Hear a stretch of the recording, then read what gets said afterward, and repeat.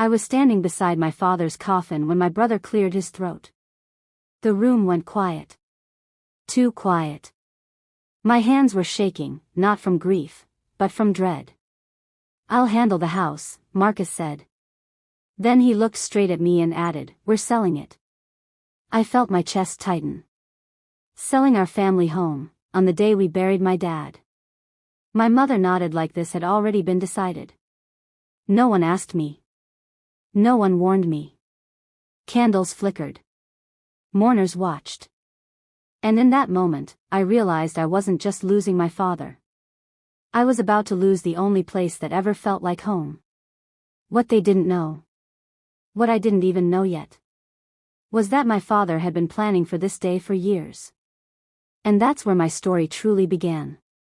Before I share this chapter of my life, if you've ever felt ignored, unheard, or underestimated, then this channel is for you.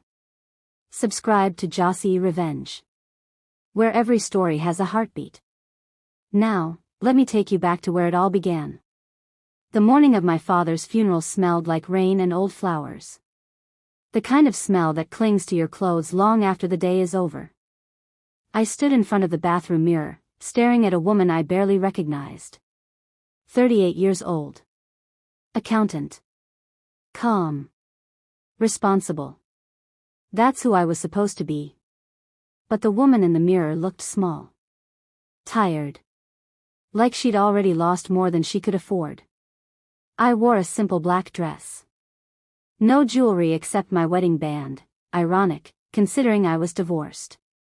My hair was pulled back tight, the way I always did when I needed to feel in control. Downstairs, I could hear my mother moving around the kitchen. Cabinets opening. Closing. No music. No prayers. Just noise to fill the silence. Marcus arrived late, of course. He always did. I heard his car screech into the driveway, music blasting, then abruptly cut off. Heavy footsteps. The front door slammed. "Morning," he muttered, not looking at me. I nodded. That was it. No hug. No, "Are you okay?" My father had raised two children very differently, and even in grief, the imbalance showed. At the church, everything felt staged. The polished wood pews. The white lilies. The soft organ music meant to soothe us. People kept touching my arm, whispering, "He was such a good man," and I nodded like I hadn't spent half my adult life wondering why being good never seemed to protect anyone. Marcus sat on the other side of my mother. I sat alone. Have you ever noticed how families sit at funerals? Who leans toward whom? Who leaves space? Who closes ranks? I noticed everything. When the service ended, people gathered outside under a gray sky. Some cried. Some checked their phones. Life moving on, right on schedule. That's when Marcus stepped forward, cleared his throat, and said the words that cracked something open inside me. "I'll handle the house," he announced, loud enough for nearby relatives to hear. "We're selling it." I turned to him so fast my neck hurt. "What?" He didn't lower his voice. "Dad's gone. Bills don't stop. We'll sell the place and settle things." "We?" I repeated. My mother placed a hand on his arm. "It makes sense, Brianna." That was the first betrayal.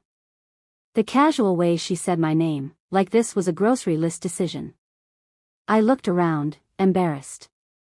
Angry. Grieving. "This isn't the time." Marcus shrugged. "Time's exactly what we don't have. If you were me, what would you have done? Made a scene at your father's funeral, or swallowed the truth to keep the peace?" I swallowed. Back at the house, I walked through rooms filled with echoes. My father's recliner still faced the TV. His mug sat in the sink. Dust particles floated through afternoon light like memories refusing to settle. This place held everything. Christmas mornings. Late night talks. The last argument I ever had with my dad, when I told him I was tired of always being the strong one.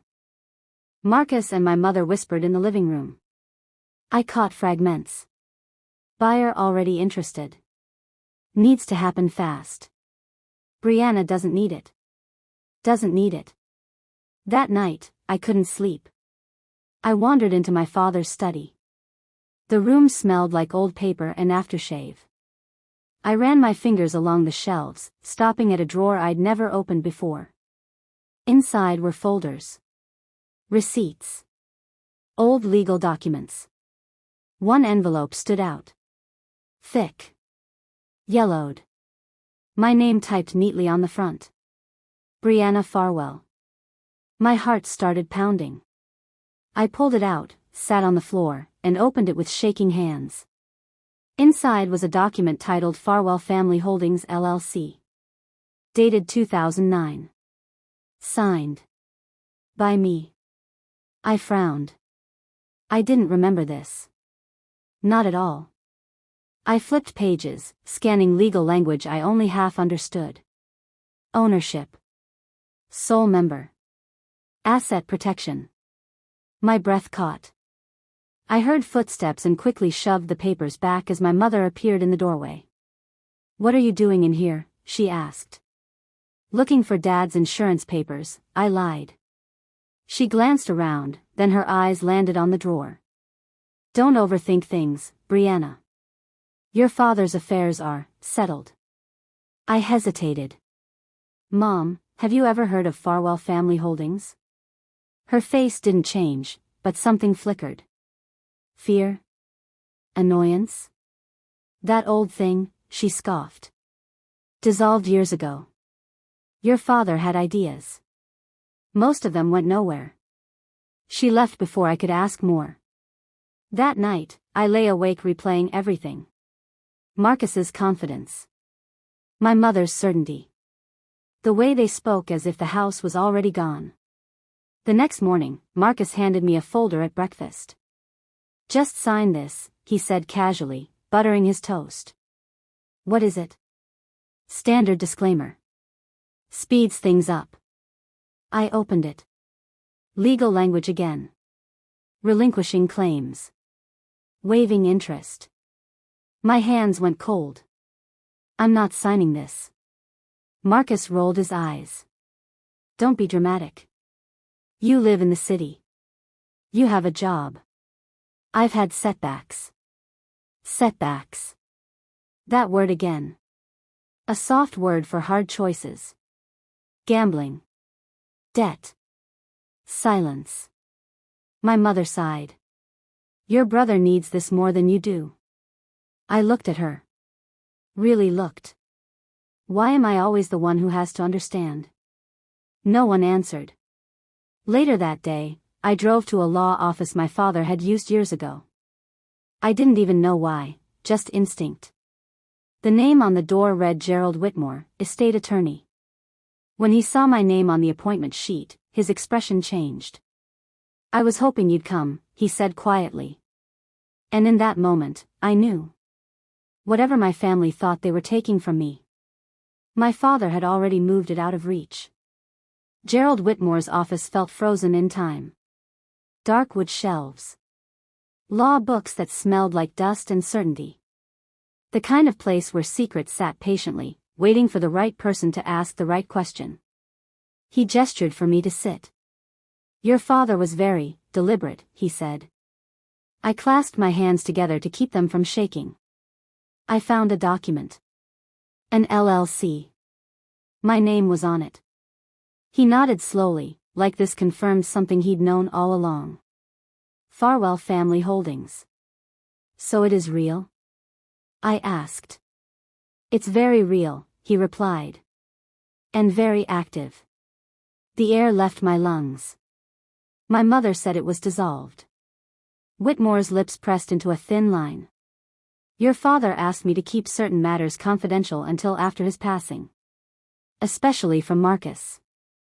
That name hung between us like a storm cloud. Brianna, he continued, in 2009, your father transferred ownership of the family home into Farwell Family Holdings LLC. He made you the sole member. I laughed once. A sharp, disbelieving sound. You're saying I own the house? I'm saying you've owned it for over 15 years. My head spun. Why wouldn't he tell me? He tried, Whitmore said gently. But each time, circumstances changed. Your brother's debts worsened. Your mother pushed back. Your father feared pressure would be placed on you. Pressure. That was an understatement. I stared at the desk, memories crashing into each other. The scholarships. The night shifts. The loans I paid back myself. Meanwhile, Marcus lived at home, borrowed money, promised change. Marcus has gambling debts totaling approximately $340,000, Whitmore added quietly. I looked up. What? Your father discovered them years ago. That's when he acted. Suddenly everything made sense. The secrecy. The tension. The way my father used to look at me like he wanted to say something but couldn't. He was trying to protect you, Whitmore said. And the house. I swallowed hard. What happens now? There's a will reading scheduled for tomorrow. Everything will be disclosed then. Driving home, my hands were numb on the steering wheel. The house looked the same, white siding, blue shutters, but I saw it differently now. Like it had been waiting for me to catch up. Inside, my mother sat at the dining table, papers spread out. Marcus paced. You went to a lawyer? My mother snapped when she saw me.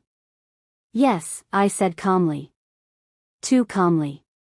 Marcus stopped pacing. Why? I met his eyes. Because something didn't feel right. He scoffed. You always think you're smarter than everyone else. Maybe. Or maybe I'd just learned to listen when my instinct screamed.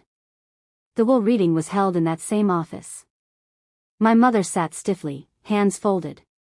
Marcus bounced his knee, restless. Whitmore cleared his throat. Edward Farwell left a will dated June 14, 2024. He began reading. Personal items. Small bequests. Then he paused. The family residence at 214 Willow Lane is held by Farwell Family Holdings LLC, of which Brianna Farwell is the sole member and owner. Silence. What? Marcus barked. My mother's face drained of color. That's not possible. It is, Whitmore said evenly. The property is not part of the estate. Marcus stood up. This is a joke. Whitmore slid a folder across the table.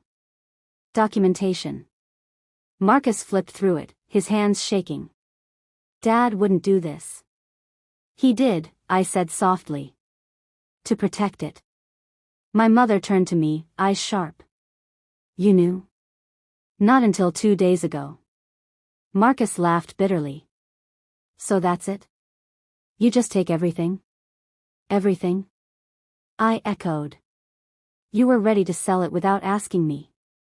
Whitmore continued, unfazed.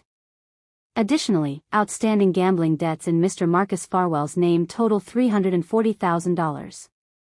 My mother gasped. Marcus. He looked away. The room felt heavy. Like truth had weight. I'm not throwing anyone out, I said finally. Mom, you can stay. $1 a month. As long as you want. She blinked. And Marcus? I took a breath. He can't live there. Marcus exploded. You can't do this. I can, I said. And I am. Whitmore stood. This concludes the reading. Outside, the sky had cleared. Sunlight breaking through clouds. I felt lighter than I had in years. Marcus entered rehab 2 weeks later. My mother stopped speaking to me for a while, but she stayed in the house. Quiet. Reflective. I moved back in slowly. Room by room. Memory by memory. One afternoon, my grandmother pulled me aside. Your father told me, she whispered. He said you'd understand when the time was right. I nodded, tears finally falling. Some things aren't given loudly. Some love works in silence. In the weeks that followed, the house felt different. Not haunted, protected. Like it could finally breathe. I understood then that my father hadn't chosen sides, he had chosen fairness. He gave me something they couldn't pressure, guilt, or gamble away. I learned that love doesn't always look loud or equal on the surface. Sometimes it hides in paperwork, in patience, in quiet faith that truth will rise when it's needed most. If my story touched you, hit that subscribe button for more emotional tales from Jossy Revenge. And even if it didn't? Come on, subscribe anyway, I'll win you over next time. Drop a comment, like the video, and let's keep the stories alive. Thanks for watching.